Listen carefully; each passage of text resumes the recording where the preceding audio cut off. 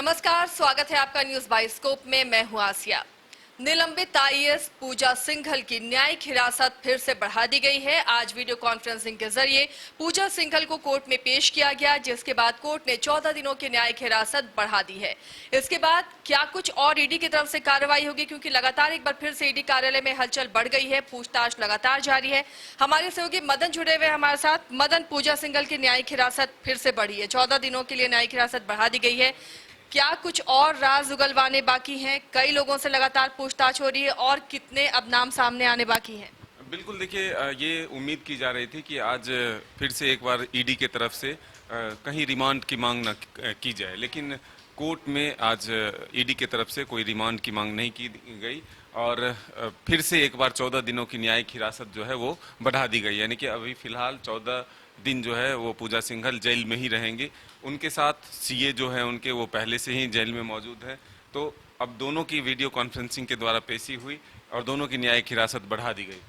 वहीं दूसरी तरफ कोर्ट ने 20 जून को गोविंद सरावगी समेत 10 लोगों को कोर्ट में हाजिर होने के लिए कहा है। इसी मामले से जुड़ा हुआ है और जो ईडी की जांच है वो लगातार बढ़ती जा रही है। आप देखें कि रोज प्रेम प्रकाश से पूछताछ हो रही है, कई डीएमओ से पूछताछ हो रही है। तो अब जो मनी लॉन्ड्रिंग से लेकर के जो पैसे बरामद हुए थे, उन तमाम चीज़ों को ईडी जोड़ कर देख रही है और उसी से जुड़े हुए विभागीय अधिकारी समेत जो और भी व्यवसायी हैं, जो नेता हैं, जो अधिकारी हैं, उनको लेकर के गहन पूछताछ जांच चल रही है। अब देखना होगा कि आने वाले वक्त में किन का नाम और बढ़ता है। लेकिन आज जो कोर्ट में पेशी हुई उसमें महत्वपूर्ण बात यह भी रहा कि कोर्ट में पूजा सिंघल ने यह कहा कि जेल में हमें कोई परेशानी नहीं है। यानी कि जो बातें लगातार आ रही थी कि शुरुआत में जिस तरह से खबरें आई थी कि जेल में पूजा सिंघल को अच्छा नहीं लग रहा, कई लोगों को फटकार उन्होंने लगाई, लेकिन अब जेल में खुश है। हाँ, जेल में खुश है। बातें कहीं आ रही हैं कि अब वो कई तरह की किताबें पढ़ के जो है समय वहाँ बिता रही हैं। लेकिन आज कोर्ट में उन्होंने ये कहा कि हमें जेल में फ़िलहाल कोई परेशानी नहीं है, सब कुछ ठीक ठाक है और 22 जून को फिर से उन्हें एक बार वीडियो कॉन्फ्रेंसिंग के द्वारा ही पेश होना है कोर्ट में। लेकिन इस बीच में ईडी ने कहा है कि अगर हमें ज़रूरत पड़ती है तो हम उन्हें रिमांड पर लेने के लिए कोर्ट से आग्रह करेंगे।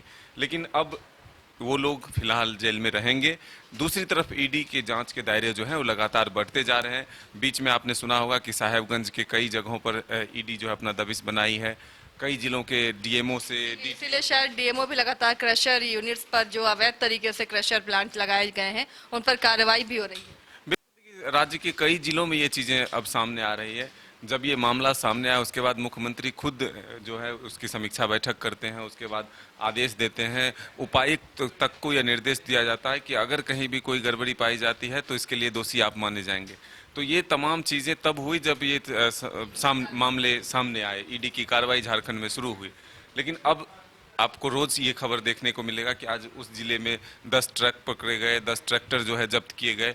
तो ये बातें सामने आ रही है, लेकिन फिर भी ईडी का जो जांच का दायरा है वो अब उस जगह तक पहुंचने का है जहां से अवैध माइनिंग की जा रही है, चाहे राज्य के किसी भी जिले में हो, चाहे वो डीटीओ के माध्यम से हो, चाहे वो डीएमओ के माध्यम से हो। ईडी अब इस तह तक पहुंचना चाहती है कि आखिर ये किसके संरक्षण में चलता है। इतने हजारों करोड़ रुपए के जो गबन हो रहे हैं, माना जाए भ्रष्टाचार करने वाले अब बचने वाले नहीं है। लगातार जिस तरह से कार्रवाई हो रही, एक और चीज मदन, लगातार निशिकांत दुबे का जो कार्रवाई हो रही है उसके बाद से सांसद निशिकांत दुबे का एक के बाद एक लगातार ट्वीट बम सामने आ रहा है और हर कार्रवाई के बाद या हर कार्रवाई से पहले वो जरूर ट्वीट करते हैं। एक बार फिर से मिथिलेश ठाकुर, मंत्री मिथिलेश ठाकुर की सदस्यता को लेकर उन्होंने ट्वीट किया है कि उनकी सदस्यता खतरे में है।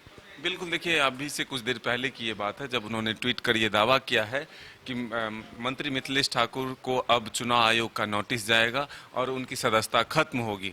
दरअसल उन पर ये आरोप लगा है कि जब वो मंत्री पद पर हैं तब उन्होंने अपने नाम से कॉन्ट्रैक्टर लिया है। तो अब ये बातें कितनी सच है, इसके जांच किस तरह से हुए, और साथ ही उन्होंने कहा है कि जो रिपोर्ट मांगा गया था चुनाव आयोग को, जो प्रशासनिक अधिकारी ने गलत रिपोर्ट दिए हैं उन पर भी कार्रवाई होगी। तो अब ये मामला जो है आगे बढ़ता हुआ दिख रहा है। अब ये देखना होगा कि जेएमएम के कई विधायकों के जो नाम लगातार निशिकांत दुबे के द्वारा ट्वीट किया जाता है और जो मामले आ रहे हैं कि अब उनकी सदस्यता जाने वाली है, इसमें कई नाम जुड़ते जा रहे हैं। बसंत सोरेन, फिर क्या कहते हैं, कल गिरिडीह के सांसद सुदीप सोनू का भी नाम आ रहा है कि उन्होंने भी कुछ ऐसा काम किया। दीपक बिरुआ का नाम आ रहा है। तो लगातार जो ये नाम जुड़ता जा रहा है, तो क्या ये सच में एक बड़ा राजनीतिक उथल पुथल होने वाला है? क्या सच में उन्होंने, मंत्री मिथिलेश ठाकुर ने गलती की है? तो ये तमाम चीज़ें चुनाव आयोग के आदेश और निर्देश के बाद पता चलेगा। लेकिन फिलहाल निशिकांत दुबे जो बीजेपी के सांसद है, उन्होंने जो ट्वीट की है, इससे राजनीतिक सरगर्मी काफ़ी बढ़ चुकी है। चलिए, तो राज्य के राजनीतिक सरगर्मी पर लगातार हमारी नजर रहेगी, इस हलचल पर लगातार हमारी नजर रहेगी, ईडी की कार्रवाई पर नजर रहेगी। और इन तमाम खबरों से रूबरू होने के लिए, अपडेट के लिए आप देखते रहिए न्यूज़ 22 को।